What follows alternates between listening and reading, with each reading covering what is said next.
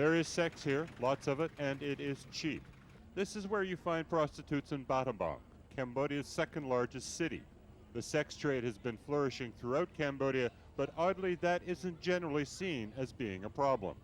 There are few laws that deal with the commercial sex trade, meager resources to enforce those laws, and, more importantly, there is also a general level of acceptance in Cambodia that prostitution isn't all that bad. That perception recently changed in Battambang.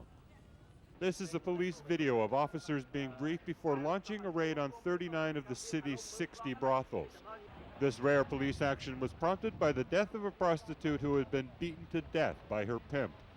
Their investigation revealed that some of the town's prostitutes were underage, and some were being held against their will, forced to be sex slaves.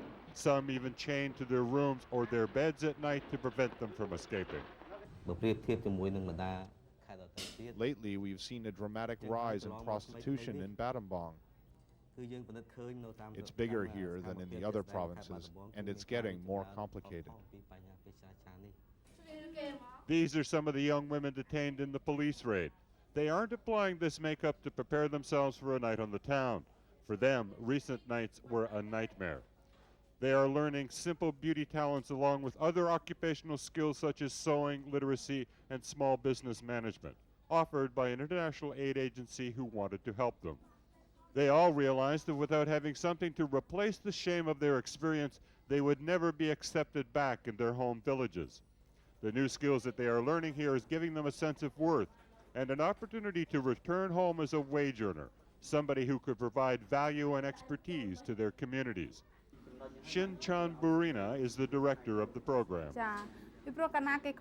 If a girl is uneducated, it is far easier for her to be coerced into prostitution. The main problem is that these girls have not gone to school.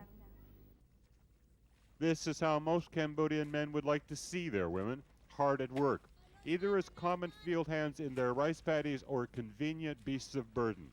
And if there is no work for them, they could become saleable commodities to the sex trade.